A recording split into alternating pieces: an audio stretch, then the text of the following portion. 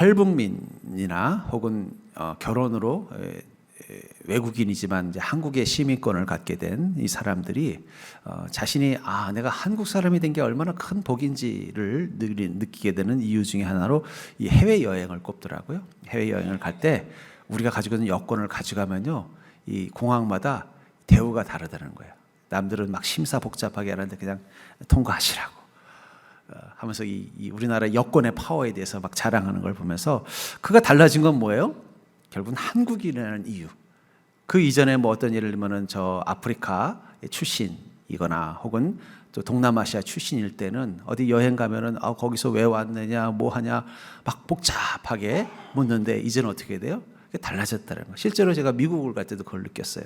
처음 제가 미국이라는 곳을 갔을 때 2000년대였는데 그때는 입국 심사가 얼마나 까다로운지 몰라요. 왜냐면 그때만 해도 우리나라에서 이제 여행 비자를 받아가지고 거기 미국에 소위 말하는 미입국 비슷하게 해가지고 해서 거기서 그냥 정착하는 사람들이 많다 보니까 이 한국 사람들이 와서 또 뭐 하나 싶어가지고 아주 까다롭게 해가지고 말 한마디 잘못하면요, 어떨 때는 심지어는 다시 한국으로 돌아가야 되는 때도 있었다 그러더라고요. 근데 요즘은 이제는 너무 쉽게 돼가지고 그냥 뭐 웬만하면 그냥 다 패스가 된다는 걸 보면서 우리가 한국인으로서 이렇게 성장했구나라는 걸 느끼게 될 것입니다. 마찬가지로 우리가 하나님의 자녀가 되었다, 천국의 시민이 되었다라는 것, 그것이 우리 인생 가운데 무엇을 달라지게 했는가? 여러분들 그걸 체험하나요? 마치 탈북민이었던 한 여인이 한국에 와서 한국 국적을 취득하고 나니까 옛날에 북한 출신일 때는 어디 한번 갈 때마다 제약도 많고 갈 수도 없고 또 갈 때마다 여러 가지 문제점이 많았는데 이제는 한국 사람이라는 한국 여권만 가지고 가도 어디든지 환영받고 자기가 원하는 데도 어딘지 마음대로 갈 수 있게 되면서 내가 이제 한국 사람이 됐구나를 체감하게 되는 것처럼 여러분들이 천국의 예수 그리스도를 통해 천국의 시민이 되었을 때 여러분들의 인생 가운데 달라졌다는 것을 어떻게 느끼냐는 거예요. 여러분, 내가 이제 그리스도인으로서 구원받은 자로서 천국의 시민이 되었구나, 내가 이 별 달라졌구나, 이런 것을 여러분들 삶 속에서 경험하고 있냐는 것입니다. 우리는 분명히 예수 그리스도를 만났고 예수를 만난 그 순간 우리는 바뀌었을 것입니다. 그 바뀜은 우리 인생의 변화로 나타날 것입니다. 그것은 우리 인생에서 얻고 거두는 가치까지 포함된다는 거예요. 저는 그러면서 우리가 예수님을 영접했다는 그 믿음의 고백 속에는 우리가 이미 바뀐 존재, 다른 인생을 사는 존재로 바뀌었다는 것을 뜻한다면 그것은 어떤 것인가? 저는 그것을 나무에 한번 비유해 보고 싶다는 것입니다. 여러분들은 이미 예수님을 통해서 거듭나고 변화된 인생입니다. 그리고 거듭난 그 순간 여러분의 삶 가운데 나타나는 가장 큰 변화 중에 하나는 하나님의 은혜가 임하는 인생으로 바뀌었다라는 거예요. 제가 오전에도 천국의 열쇠 얘기했잖아요. 결국 우리가 이 땅에 살지만 이 땅을 풍성하게 사는 비결은 어디 있다는 거예요? 천국의 열쇠로 하늘의 보화를 우리가 이 땅에서 경험하기 때문에 우리는 풍성한 삶을 살 수 있는 것입니다. 우리가 하나님의 백성이 자녀가 되고 또 천국의 시민이 되는 순간 우리는 이 땅 가운데서도 하나님의 은혜를 누리게 된다면 그 예수님을 통해서 얻게 된 이 하나님의 은혜의 특징이 무엇인가? 이것을 나무의 비유로 한다면 우리는 어떤 변화냐? 저는 그것을 죽은 나무에서 우리는 산 나무로 바뀐다고 말씀드리고 싶어요. 죽은 나무에서 생명이 있는 나무로 바뀌게 되었다라고 말할 수 있을 것 같습니다. 본문 2장 1절에 보니까 그는 허물과 죄로 죽었던 너희를 살리셨도다. 예수님은 우리를 어떻게 했다고요? 허물과 죄로 죽었던 우리를 살리셨다. 이 허물과 죄가 우리를 어떻게 했다는 거예요? 죽게 만들었다. 죽음이라는 거예요. 허물과 죄는 우리 인생의 결과물입니다. 우리가 죽었다라는 증거라는 거예요. 죽은 인생이기 때문에 우리에게서 나타나는 현상이 뭐라는 거예요? 허물과 죄라는 거예요. 죽었다라는 것은 뭐예요? 죽었기 때문에 우리에게 있는 건 허물과 죄뿐이고 살아있었다면 우리에겐 열매가 맺었을 텐데 죽어있기 때문에 우리에게 남는 건 허물과 죄다. 이게 무슨 얘기냐? 여러분 오늘 아까 들여다본 앞에 크리스마스 장식된 나무 보셨죠? 그 나무는 살아있는 나무입니까? 죽어있는 나무입니까? 그건 플라스틱으로 만든 가짜 나무예요. 근데 그 나무에도 열매 같은 게 달려있죠. 반짝반짝하고 그냥 번쩍번쩍하고 어떻게 보면은 우리 마당에 있는 감나무보다 더 화려해요. 그렇죠? 겨울이 되니까 저 감나무는 벌써 잎사귀도 다 떨어지고 지난 주간에 권사님들이 감도 다 따가지고 이제는 앙상하게 가지만 남아있는 존재고 지금 이 밖에 있는 이 크리스마스 나무는요, 이 죽은 나무는 날씨가 춥든 말든 어떻게 해야 되냐, 뭐 화려한 걸 막 붙이고 장식하고 있어요. 그래도 우린 그것을 열매라고 말하지 않아요. 그걸 뭐라 그래요? 장신구, 장식이라고 말한다는 거예요. 어찌보면 살아있는 나무와 같은 영혼이 있고 죽은 나무와 같은 영혼이 있다면 살아있는 나무와 같은 영혼에게 달리는 열매가 있고 죽은 나무 앞에 열매처럼 보이는 장신구 같은 게 있을 것입니다. 허물과 죄는 결국 뭐라는 거예요? 우리가 죽은 존재라는 것을 보여주는 증거라는 거예요. 열매라는 거예요. 장신구처럼. 마치 저 죽은 이 크리스마스 나무에 붙어있는 여러 가지 장신구, 화려해 보이지만 그것은 열매가 아닌 거예요. 오히려 그 화려함이 뭘 말하는 거예요? 이건 죽은 나무다. 여러분들이 만약에 저 마당에 감나무를 심었는데 거기서 감이 안 달리고 저런 주렁주렁 화려한 것들이 달렸다면 무슨 생각이 들었겠어요? 왜 이 애가 이런 데 달리지? 열매가 달려야지. 이런 게 왜 있을까? 하는 생각이 드는 것처럼 그건 죽은 거라는 증거라는 거예요. 살아있는 것은 무엇이 생겨요? 싹이 피고 꽃이 피고 잎이 또 자라고 열매가 맺는 것입니다. 저는 그런 의미에서 어쩌면 세상 사람들의 모습, 허세, 또 권력을 추구하고 쾌락을 추구하는 모습은 그들이 어떤 존재라는 거예요? 죽은 존재라는 의미일 수 있는 거예요. 죽었기 때문에 자신의 힘으로는 열매를 맺을 수 없기 때문에 대신 뭘 하는 거예요? 그 허세, 허영, 그것들을 주렁주렁 장신구처럼 달고 사는 것입니다. 남들 앞에서 명품을 뽐내고 남들 앞에서 힘을 뽐내고 남들 앞에서 자신이 대단한 존재인 걸 뽐내는 진짜 이유는 뭐예요? 열매가 없기 때문이라는 거예요. 여러분, 고수는 절대로 함부로 주먹을 쓰지 않습니다. 고수는 절대로 함부로 주먹을 쓰지 않아요. 동네 양아치들이나 문신 잔뜩 하고 우통 벗고 이러고 다니지 진짜 UFC 선수들은요 그런 거 안 한대요. 그런 거 안 하는 이유가 뭐냐면 내가 저 사람 때리면 죽는다는 걸 알기 때문에 어떻게 해요? 아무리 시비가 걸려도 이거 죄송합니다 이러고 가버린대요. 왜 그러냐면 자신이 가지고 있는 능력이 어떤지를 스스로 알기 때문이에요. 근데 없는 사람들이 어떻게 돼요? 오히려 막 그냥 와 이러면서 뭔가 자기가 대단한 조치처럼 보이는 것처럼 세상 사람들이 보이는 이 허세의 근원은 자기가 어떤 존재라는 걸 반증하는 거예요? 열매를 맺을 수 없는 죽은 존재라는 걸 반증하는 거예요. 반대로 살아있는 존재는요 어떻게 될까요? 굳이 자신을 드러내려고 애쓰지 않아요. 여러분, 겨울이 왔습니다. 살아있는 나무들은 앙상한 가지만 가지고 있어도 그것을 부끄럽게 여기지 않아요. 그렇죠? 겨울나무들은 자신이 옷 다 벗어버리고 가지만 남은 것을 전혀 부끄럽게 여기지 않아요. 그러나 죽은 나무는요 부끄러웠기 때문에 어떻게 돼요? 장신구를 달아야 되는 거예요. 뭐 여기다 방울도 달아야 되고 별도 달아야 되고 화려하게 막 전등도 달아야 되는 거예요. 오히려 살아있는 것은 또 이 겨울이 되면 겨울이 된 대로 어떻게 돼요?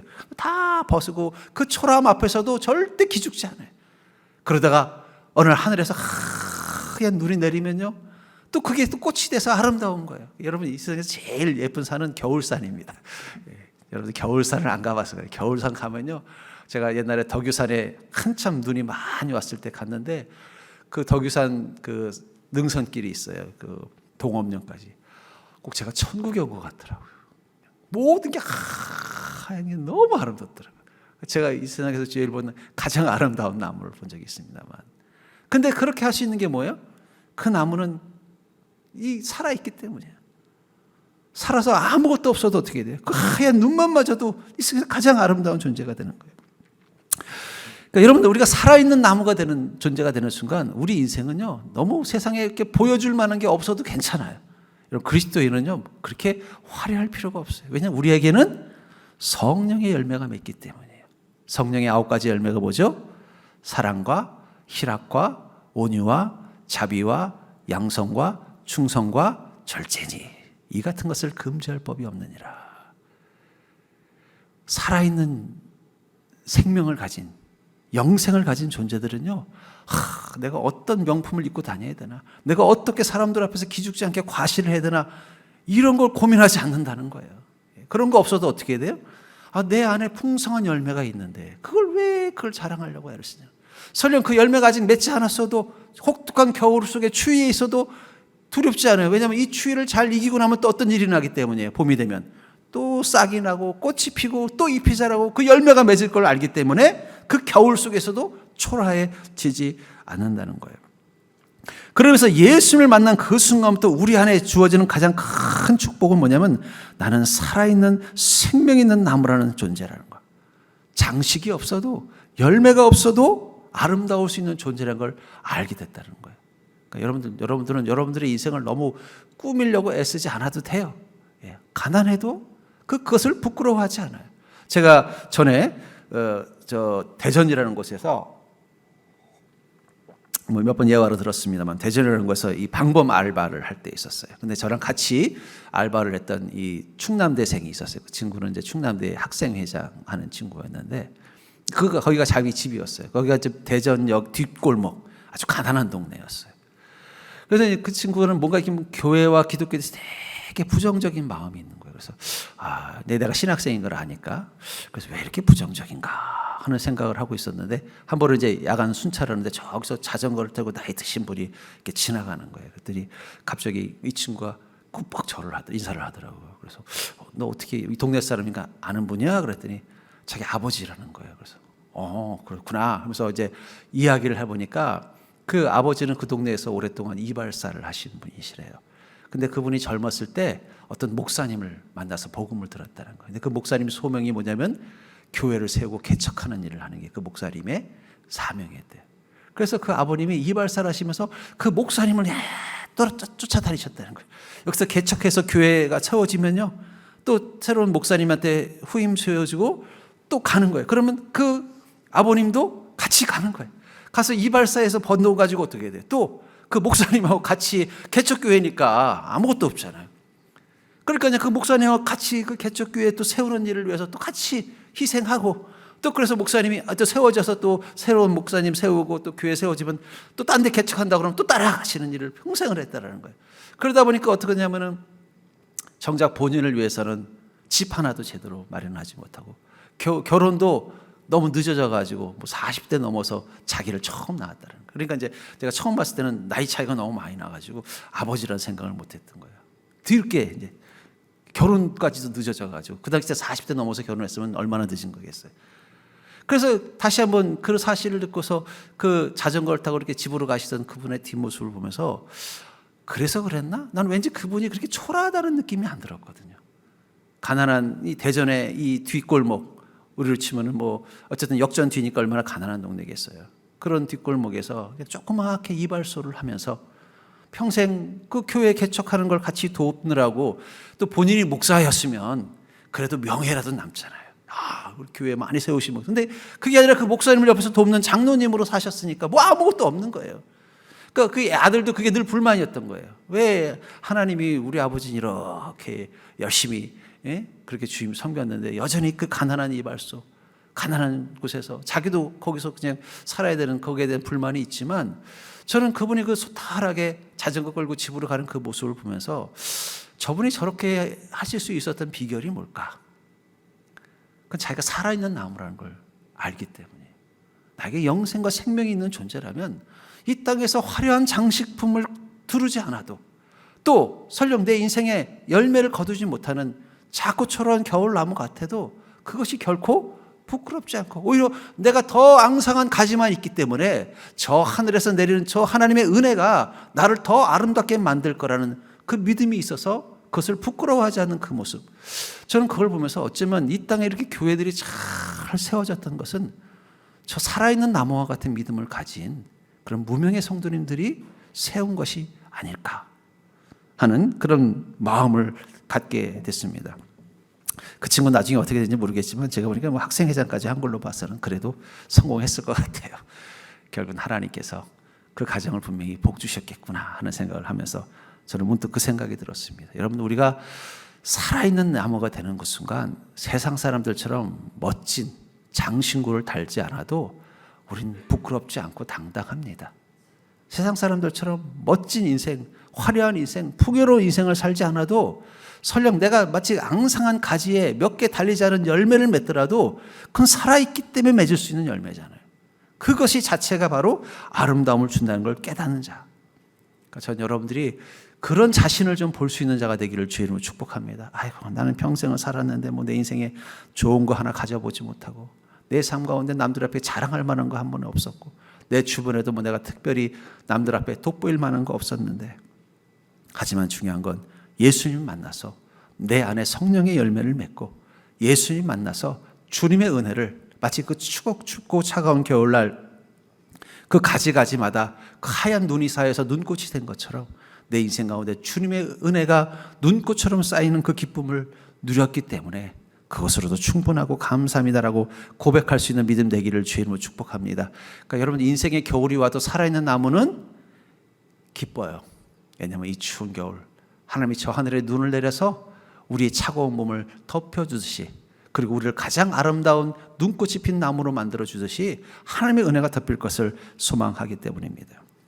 그렇기 때문에 또한 우리는 하늘에 심기는 나무 같은 인생을 사는 거예요.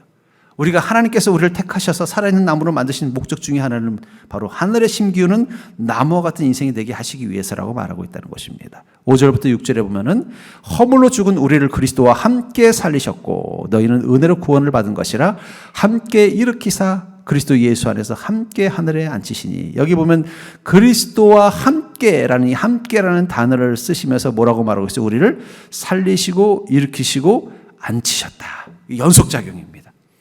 하나님께서 우리를 그리스도 안에서 살리신 이유가 뭐라는 거예요?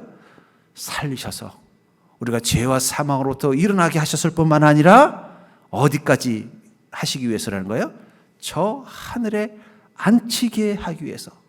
하나님의 백성과 하나님의 자녀로서 저 하늘에 마치 나무로 치면 하늘에 이식된 나무와 같은 존재가 되게 하시기 위해서 우리를 그리스도와 함께 살리셨다라고 말하고 있는 거예요. 그런 의미에서 그리스도를 산다는 건 이 땅에서 어떻게 사는 걸까요? 우리가 이 땅에서 그리스도를 만나서 함께 살리신 존재가 된다는 거예요. 그리고 어떻게 해야 돼요? 저 하늘에 옮겨진 하늘의 나무가 될 때까지 이 땅 가운데서 준비하는 것입니다. 예, 우리나라가 이 살림 이 정책이 성공한 나라 중에 하나래요. 흔하지 않대요. 그러니까 소위 전쟁으로 인해서 민둥산이 된 그런 폐허가 된 땅에 이렇게 울창한 나무숲을 가진 나라들이 많지 않은데 우리나라가 성공한 비결이 이 정부의 정책이었대요. 그래서 이 박정희 대통령 때 이제 우리 식목일도 만들고 나무를 심는 걸 했는데 그 중에 하나 특출했던 정책이 뭐냐면은 나무를 갖다 심어서 세우는 거잖아요. 근데 보통 심은 나무들이 끝까지 살아남는 확률이 한 5, 60%밖에 안 된대. 쉽게 말하면 10개의 나무를 심으면은 대부분 한 4개 정도나 한 5개 정도는 다 중간에 말라 죽는데요. 왜냐하면 이제 옮겨 심은 거니까, 그것도 작은 나무를. 근데 우리나라는 거의 90% 이상이 살아남았다는 거예요. 그래서 비결을 2가지로 얘기하더라고요. 하나는 첫째는 나무를 바로 심는 게 아니라 받은 나무를 따로 모아가지고 어느 정도 자랄 때까지 키운다는 거예요. 키워가지고는 또 그거를 산에다 심는다면, 예를 들면 뭐 여기는 90개를 심겠다 그러면 일부러 100개를 심는다는 거예요. 100개를 심어놓으니까 100개가 자라다가 비실비실한 10개를 빼버린다는 거예요. 그래도 90개가 어떻게 돼요? 다 잘 자란다는 거예요. 그러니까 우리나라는 이 나무를 옮겨 심어도 성공률이 높다 하는 걸 보면서 어쩌면 같은 이치로 하나님께서 우리를 이 땅 가운데 먼저 부르신 게 아닌가 하는 생각이 들어요. 하나님께서 우리를 어떻게 한 거예요? 하늘에 옮겨 심기 위해서 이곳에서 예수 그리스도를 통해서 부르신 것입니다. 그래서 함께 어떻게 해요? 살리신 거예요. 이제 우리 살아있는 나무로 이곳에 머물면서 주님이 기다리고 계신 거예요. 어떻게 해요? 우리를 저 하늘로 옮길 때까지 이곳에서 믿음 가운데서 잘 자라는가. 우리나라는 이 벼 농사를 지을 때도 어떻게 해요? 따로 모판을 만들어서 거기서 씨앗을 뿌리고 심잖아요. 근데 우리는 그렇게 하는데 그렇게 안 하는 나라도 있대. 그냥 물에다가 씨앗을 이렇게 던져버린대. 그럼 지들이 알아서 자란다는 거예요. 근데 그렇게 자란 것들은 보면 중간에 뭐 새들이 씨앗을 쪼아 먹기도 하고 썩어서 죽기도 해서 이게 소위 말하는 잘 자랄 확률이 낮다는 거예요. 근데 우리는 어떻게 합니까? 미리 모판을 만들어서 거기서 모를 심어서 어느 정도 자란 다음에 옮겨 심는 모내기를 하잖아요. 그러니까 어떻게 돼? 그렇게 해서 심은 모들은 잘 자라서 가을에 열매를 잘 맺게 하는 것처럼 하나님께서 우리를 이 교회를 통해서 부르신 건 이것이 모판과 같은 거예요.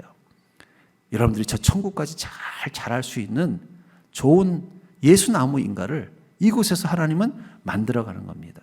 저는 그러면서 교회가 하는 일, 여러분 교회의 가장 중요한 일은 저는 여러분들이 믿음으로 잘 자라게 하는 게 제일 중요하다고 생각해요. 여러분들의 믿음이 잘 자라서 저 천국에 옮겨 심어도 아무 문제가 없는 그런 믿음이 될 수 있도록 돌봐주고 신경 써서 그 믿음이 자라도록 격려하는 것. 그게 또는 저는 이 사명에서 가장 중요하다는 거예요. 그래서 예수님도 어떻게 하셨다는 거예요? 그것을 위해서 함께 예수님을 통해서 우리가 하늘에 심기는 나무 같은 인생이 되기 위해서 어떻게 된다는 거예요? 함께 이곳에서 믿음으로 살고 믿음으로 일어나고 또 하늘에 올라갈 그날을 함께 소망하며 살아가는 존재가 됐다는 것입니다. 또 이것을 고린도후서 5장 1절과 2절에서는 현대인의 성경에 우리는 땅에 있는 우리 육체의 집이 무너지면 사람의 손으로 지은 것이 아닌 하나님이 지으신 하늘의 영원한 집을 소유하게 될 것을 압니다. 우리는 이 육체의 집에서 탄식하며 하늘의 몸을 입게 될 날을 고대하고 있습니다. 여러분, 우리를 나무에 비유했을 때 우리가 살아있는 나무라는 것은 뭘 의미한다는 거예요? 우리가 이 땅에 이 육체가 무너졌을 때 그때서야 깨닫게 된다는 거예요. 우리는 하늘의 영원한 집을 소유한 자라는 것. 이곳에서 쓰러지는 존재가 아니라 저 하늘에서 영원히 예수 그리스도와 함께 영생을 누린 삶을 살 존재라는 것을 알고 소망하고 있다는 거예요. 그래서 이 육체의 집에서 탄식하며 하늘의 몸을 입게 될 날을 고대하고 있습니다. 지금은 육체로 가지고 이 땅 가운데 사니까 그 육체의 연약함 때문에 어렵고 힘들고 고난도 있겠지만 그럼에도 불구하고 우리 안에 어떤 소망을 품는다는 거예요. 우리가 하늘의 몸, 부활할 새 몸으로 거듭나서 저 천국에 있을 날을 소망하면서 오늘을 사는 것입니다. 그러니까 여러분들, 그리스도인의 소망은 이 땅에 있지 않습니다. 예수 나무의 소망은 이 땅에 있는 게 아니라 저 하늘의 심기올 날을 소망한다는 거예요. 그 날을 소망하면서 어떻게 해요? 이곳에서 예수 그리스도와 함께 하루하루 믿음으로 성장해 나가는 것. 그게 그리스도인이 사는 목적이에요. 그러니까 그리스도인은요, 이곳에서 편하게 살고 배부르게 살고 화려하게 살고 멋지게 사는 게 목적이 아닙니다. 그러려면 죽은 나무가 되셔야 돼요. 죽은 나무가 돼서 썩지도 않고, 또 겨울이 와도 잎사귀도 떨어지지 않고, 어떻게 해요? 거기에 주렁주렁 세상의 가치라는 그 장신구를 달고 사는 존재가 될 수 있어요. 근데 우리는 살아있는 나무이기 때문에 어떻다는 거예요? 때로는 겨울나무처럼 초라하고 앙상한 시간도 있고, 때로는 그냥 이제 조그만 소망의 씨앗을 품고서 그 싹이 나는 그 소망의 시간들을 견딜 때도 있고요. 또 인생에 또 꽃이 피듯이 기쁨이 넘쳐서 감사할 때도 있고, 또 인생에 열매를 맺었지만 그 열매가 작아서 아직도 시고 떨문 열매처럼 내 인생에 거둔 것이 초라하게 느껴질 때도 있다는 거예요. 그래도 묵묵하게 우리가 믿음 안에서 예수 그리스도를 통해서 공급받는 하나님의 은혜로 잘 성장하면 어느 순간 우리에게 이 살아있는 나무만이 거둘 수 있는 하늘의 열매를 맺게 되는 것입니다. 그런 존재가 됐을 때 하나님은 어떻게 하신다는 거예요? 우리를 저 하늘에 옮겨 심어서 저 하늘에서 영생의 삶을 살도록 만들어 주신다는 거예요. 그러니까 여러분들, 여러분 자신을 그런 존재로 보셔야 돼요. 이 땅이 전부가 아니라는 거예요. 이 땅은 우리가 저 하늘을 향해 가기 위해서 준비하는 시간이라는 마음을 갖는 게 필요해요. 이 땅이 전부라고 생각하면요, 우리는 어디에 모든 에너지와 마음을 다 쏟을 수밖에 없어요. 이 땅의 삶을 잘 살고 신나게 살고 후회 없이 사는데 모든 에너지와 그 정성을 다 쏟아야 될 것입니다. 그런데 우리는 이 땅은 과정이라고 생각하기 때문에 어떻게 돼요? 저 땅에 갈 수 있는 것들을 준비하는 시간. 특별히 우리 젊은 세대들이 꼭 기억하셔야 돼요. 이 땅이 전부라고 생각하면요, 우리의 마음이 이 땅에서 어떻게 하면 성공할 것인가, 이 땅에서 어쩌면 멋지게 살 것인가, 그것만 마음에 쓰고 살 거예요. 근데 그게 중요한 게 아니라는 거예요. 물론 그것도 중요하겠죠. 그것이 전부가 아니라 이곳에서 내가 어떻게 하면 저 하늘에 올라갈 만한 자격을 갖춘 그런 어떤 믿음의 열매를 맺는 존재가 될 수 있는가? 자기를 영적으로 성장시키는 것, 자기를 인격적으로 또 믿음으로 성장시키는 것, 또 하나님 앞에서 부끄럽지 않은 인생의 어떤 기록들을 가지고 사는 것, 그것이 가장 중요한 것입니다. 전 저희 아이가 어릴 때부터 그런 말을 강조했어요. 네가 커서 세상 사람들보다 더 잘 살 수도 있고 또 더 못 살 수도 있다. 세상 사람들보다 더 사랑받고 존경받고 인정받을 수도 있고, 아니면 그냥 평범하게 때로는 그냥 초라하게 살 수도 있다. 그러나 중요한 건 네가 어떠한 일이 있어도 저 천국에 갈 수 있는 존재인 것, 그것만은 잃어버려서는 안 된다 라는 얘기를 제가 어릴 때부터 우리 아이에게 늘 강조했습니다. 그게 제일 중요하다는 거예요.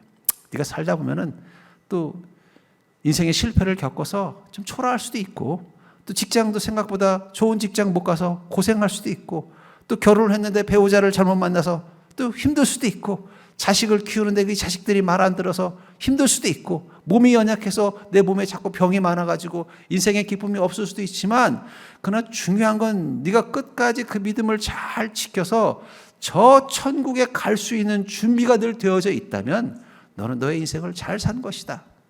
저는 그런 마음을 가지고 있어요. 저희 아이를 키울 때도 그런 마음이에요. 너에게 가장 중요한 건 네가 천국에 가는데 부족함이 없는 존재로 매일매일 준비되는 것이다. 언제 주님이 부르시더라도 부끄러움 없는 존재가 되기 위해서 그런 마음을 갖는 게 더 중요하다라는 강조를 합니다. 여러분, 우리 그리스도인은요, 이 땅에서 멋지게 살 수도 있고, 이왕이면 멋지게 살면 좋죠. 좋은 직장에도 가고 좋은 배우자도 만나고 또 내 육신으로 멋지고 화려한 삶도 살 수 있으면 더 좋죠. 그러나 그것이 세상 사람들처럼 전부여서는 안 된다는 거예요. 그것을 때로는 마치 내 몸에 달린 장신구처럼 생각할 수 있어야 된다는 거예요. 떼어낼 수 있는 마음의 준비를 가지고 그것을 가지고 있으면 된다는 거예요. 중요한 건 우리가 이 땅에서 예수나무가 돼서 저 하늘에 심길 수 있는 하늘의 열매를 맺는 인생으로 사는 게 중요하다는 것입니다. 그렇기 때문에 그리스도인이 맺는 열매는 반드시 선한 열매여야 할 것입니다. 10절에 보니까 우리는 그가 만드신 바라 그리스도 예수 안에서 선한 일을 위하여 지심을 받은 자니 이 일은 하나님이 전에 예비하사 우리를 그 가운데서 행하게 하려 하심이라. 우리는 누가 만드신 바라고요? 하나님이 만드셨다. 왜 만드셨다고 말하고 있어요? 그리스도 예수 안에서 선한 일을 하도록 만드셨다. 여러분, 어떤 물건을 만든 사람들이 만들었을 때는 목적이 있는 것입니다. 이 컵을 만든 사람의 목적은 뭘까요? 이 컵에 물을 담아서 이 컵의 주인이 물을 마실 수 있도록 만드는 게 목적으로 만들어졌기 때문에 여기 있는 것입니다. 그렇죠? 혹시 이 컵을 만든 사람은 원래 목적은 이게 물 담는 컵이 아니라 어디 전등으로 쓰려고 했다면 이건 제가 잘못 쓰고 있는 거예요. 그렇죠? 그랬으면 어디 물이 셀 겁니다. 못 담을 거예요. 목적, 그걸 만든 자의 목적이 있다는 거예요. 마찬가지라는 거예요. 하나님이 우리를 만드셨음을 여러분들 믿으십니까? 나는 하나님이 만드셨다. 나는 하나님이 아니라 다른 존재가 만든 것 같다고 생각 드시는 분 있습니까?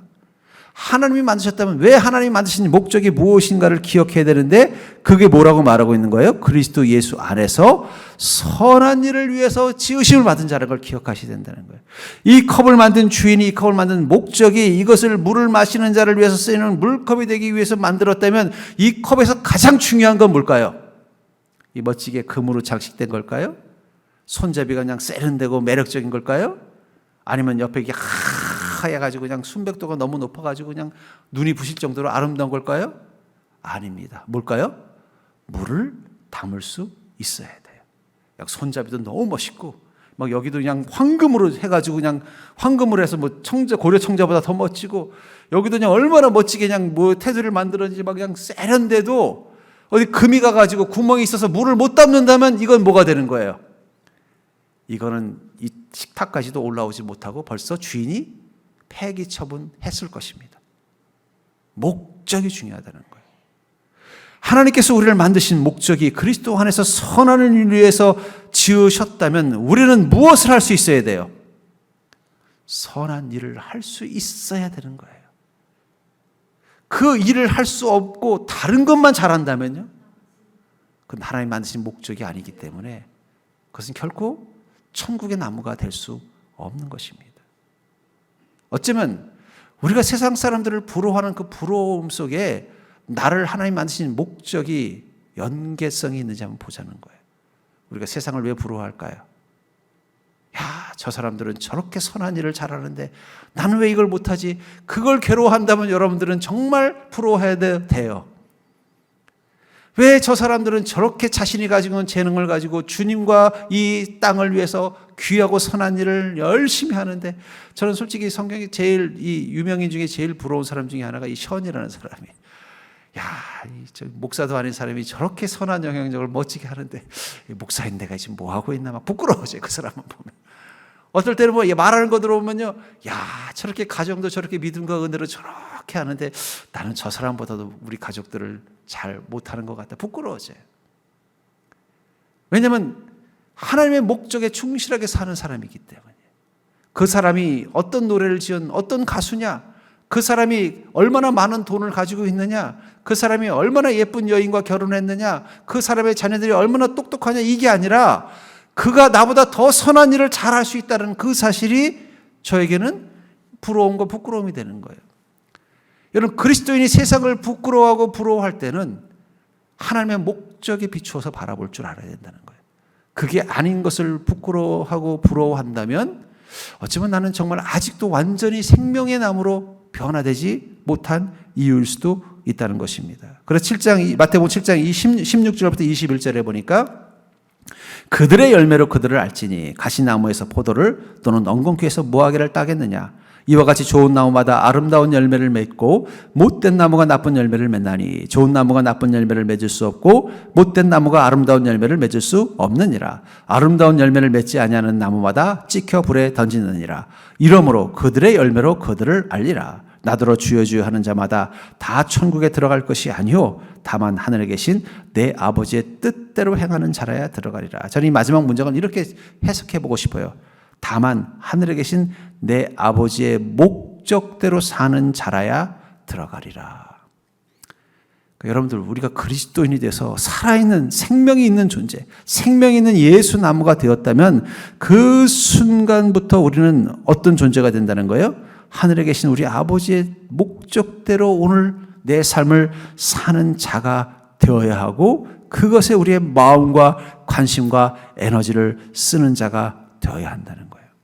그렇기 때문에 여러분들, 우리는 반드시 선한 열매를 맺어야 합니다.